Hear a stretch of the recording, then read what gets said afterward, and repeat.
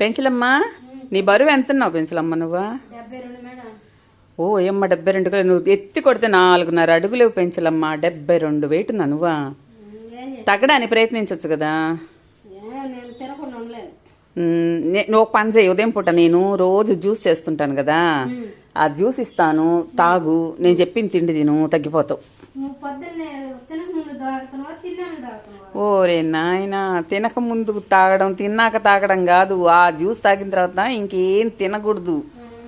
అట్టే ఆ జ్యూస్తోనే ఉండాలా. మధ్యాహ్నం 2 పుల్కాలు తినాలా, మంచిగా కూరలు ఎక్కువ తినాలా, నువ్వు తినే గుడ్లు చెత్తా చెదారం మానేయాలా. అప్పుడు తగ్గిపోతావు పెంచలమ్మ. ఉంటావా?